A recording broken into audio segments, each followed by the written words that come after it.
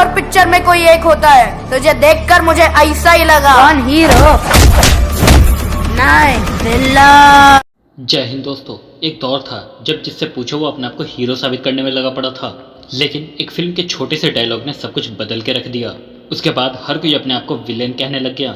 दोस्तों, हम बात कर रहे हैं फिल्म KGF की, जो कि कहानी है एक अनाथ लड़के रॉकी की, जो बड़ा होकर मुंबई में एक गैंगस्टर बन जाता है, फिर हमें कर्नाटक के कोलार गोल्ड फील्ड में ले जाता है।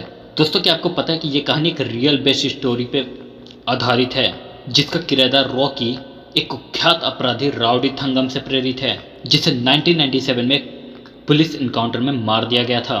कौन थे ये राउडी और इसने क्या किया था, उस पर फिल्म बनी। दोस्तों, आज जानेंगे KGF फिल्म के रियल स्टोरी के बारे में। तो इससे पहले इस चैनल को सब्सक्राइब कर लीजिए, बेल आइकन को दबा दीजिए और जितना ज़्यादा हो सके शेयर कीजिए, ताकि नॉलेजेबल वीडियो काफ़ी लोगों के पास पहुंचे। दोस्तों, थंगम की स्टोरी जानने से पहले हमें जानना होगा KGF के बारे में। अगर आपने भारत का इतिहास सुना है तो ये आपने जरूर सुना होगा कि भारत को सोने की चिड़िया कहा जाता था। लेकिन क्या आपने कभी सोचा है कि आखिर इतना सोना आता कहाँ से था? कर्नाटक के बेंगलुरु से करीब 100 किलोमीटर दूर एक बहुत बड़ी सोने की खदान है, जिसका नाम है कोलार गोल्ड फील्ड।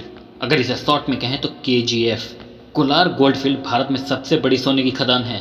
ये इतनी पुरानी खदान है कि सिंधु घाटी सभ्यता से लेकर ब्रिटिश हुकूमत तक और उसके बाद आज़ाद भारत को इसने भरपूर सोना दिया है। 1880 से लेकर 2001 के बीच, यानी कि कुल 121 सालों में, जहां से अब तक 800 टन सोना निकाला जा चुका है। कोलार गोल्ड फील्ड ने बहुत से शासक देखे हैं। इतिहासकार बताते हैं कि यहाँ पे प्रथम शताब्दी से लेकर अलग अलग राजाओं के समय में सोने की खुदाई होती रही है।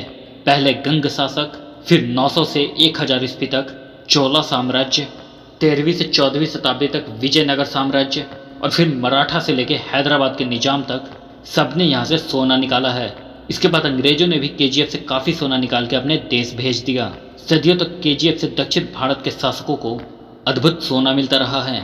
KGF भारत के सबसे गहरी सोने की खदानों में से एक थी, जहां 80 और 90 के दशक में 3 किलोमीटर से भी ज़्यादा गहरी खुदाई होती थी। केवल साउथ अफ्रीका की कुछ खदानें KGF से गहरी है। 19वीं सदी के अंतिम वर्षों में ब्रिटिश खनन कंपनी जोन टेलर ने KGF की खुदाई का ठेका लिया और फिर यहाँ बड़ी बड़ी मशीनें लगाई गई, जिनको चलाने के लिए बिजली की जरूरत थी। और 1902 के दशक में इस खदान में बिजली आ गई। तब उस समय पूरे संपूर्ण एशिया में केवल जापान के शहर टोक्यो में बिजली हुआ करती थी।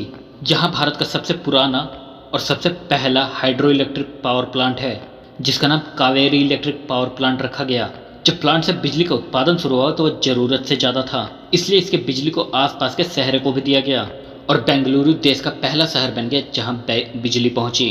वैसे इतनी गहरी खुदाई के लिए आधुनिक मशीनों की भी जरूरत थी, इसलिए KGF ने 1940 के दशक में मैनचेस्टर में बना सबसे बड़ा और आधुनिक ड्रम लगाया। ब्रिटिश शासन में यहाँ बहुत सारे ब्रिटिश और एंग्लो इंडियन रहा करते थे। एंग्लो इंडियन उसे कहा जाता था जो ब्रिटिश हो लेकिन उनका जन्म भारत में हुआ था।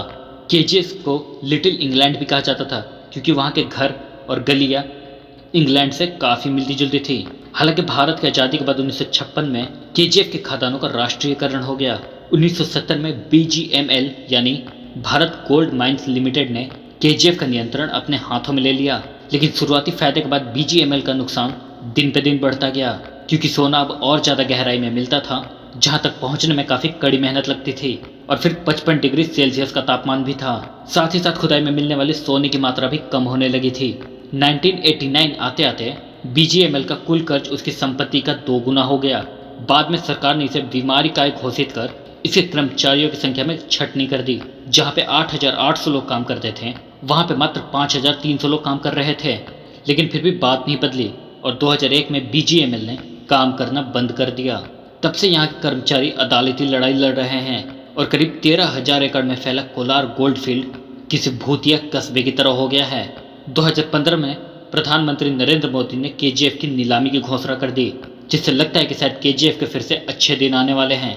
माना जाता है कि अभी भी कोलार में काफ़ी सोना मौजूद है और सोने की कीमत तब की तुलना में करीब 5 गुना बढ़ गई है। इसलिए एक बार अगर फिर से KGF की खदानें खुलती है तो भारत के लिए सौभाग्य के दरवाजे भी खुल जाएंगे। वैसे तो इस खदान के आसपास के इलाके को मिनी इंग्लैंड कहा जाता था, लेकिन यहाँ पे रहने वाले लोगों की हालत फिल्म में दिखाए गए लोगों जैसी ही थी। अंग्रेज और बड़े अधिकारी आलीशान बंगले में रहा करते थे, जबकि भारतीय लोग जो कि अधिकतर मजदूर हुआ करते थे, उन्हें 10 बाई 10 की कोठरी दे दी जाती थी, जहाँ तो ना तो नहाने के लिए पर्याप्त पानी दिया जाता था और ना ही रहने के लिए अच्छे इंतजाम होते थे। दोस्तों, आपको पता है सिलिकोसिस एक फेफड़ों की बीमारी है जो कि लंबे समय तक सांस के साथ डस्ट पार्टिकल जाने की वजह से होती है। इस बीमारी का भारत में पहली बार कोई मरीज केजीएफ में ही मिला था। इन मजदूरों की हालत आज़ादी के बाद भी कुछ खास नहीं बदली थी। ब्रिटिश ऑफिसर्स की जगह इंडियन ऑफिसर्स ने ले ली थी, लेकिन मजदूर तो सिर्फ मजदूर ही थे। अब केजीएफ फिल्म में काम करने वाले मजदूरों को बचाने उनका मसीहा रॉकी आता है, लेकिन असल में ये किरदार राउडी थंगम से इंस्पायर है। उस समय की मीडिया रिपोर्ट्स के मुताबिक थंगम को कुख्यात चंदन तस्कर वीरप्पन के बाद दूसरा सबसे खूंखार अपराधी माना जाता था और उसे वीरप्पन जूनियर तक कहा जाता था।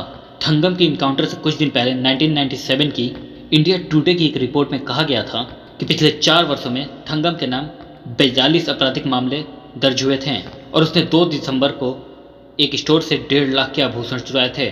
थंगम को स्थानीय लोगों का समर्थन प्राप्त था क्योंकि वो वीरप्पन की तरह रॉबिन हुड था। वो अमीर लोगों से चोरी करता और केजीएफ की मदद के लिए गरीब लोगों में बांट देता था। 2 दिसंबर की डकैती के कारण पुलिस बेहद ही शर्मिंदा थी, जिस वजह से थंगम को देखते ही गोली मारने के आदेश जारी कर दिए गए। जब थंगम की मौत हुई तो केवल वो मात्र 25 साल का था। 27 दिसंबर 1997 को आंध्र प्रदेश के चित्तूर जिले के कुप्पम में केजीएफ पुलिस ने उसकी हत्या कर दी थी। पुलिस ने बाद में थंगम के 3 भाइयों सागयम, गोपी और जय कुमार को मुठभेड़ में मार गिराया। जुलाई 2003 में गोपी और जय कुमार को गोली मार हत्या कर दी गई थी। उसी साल अक्टूबर में सागयम की हत्या कर दी गई थी। उनकी मां पोली ने मुठभेड़ पर सीबीआई की जांच करते हुए एक याचिका दायर की थी और 2012 में सदारता पुलिस ने अधिकारी रमेश कुमार पर सीबीआई ने अन्य लोगों के साथ मिलकर फेक इनकाउंटर करने का आरोप लगाया।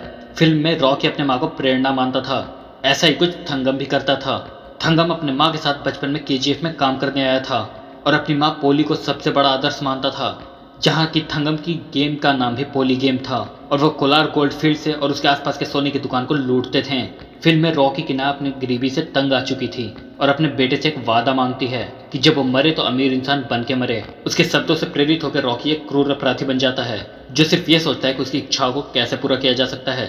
हालांकि फिल्म में रॉकी की मां की मृत्यु हो जाती है, जबकि थंगम की मां पोली अभी भी जीवित है। फिल्म में रॉकी के भाई बहनों की कोई भी जिक्र नहीं है। उसे अकेला दिखाया गया है।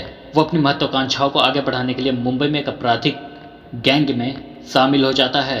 जिस तरह थंगम को देखते ही शूट करने का आदेश जारी कर दिए गए थे, उसी तरह फिल्म में प्रधानमंत्री रॉकी को मौत के घाट उतारने को कहती हैं।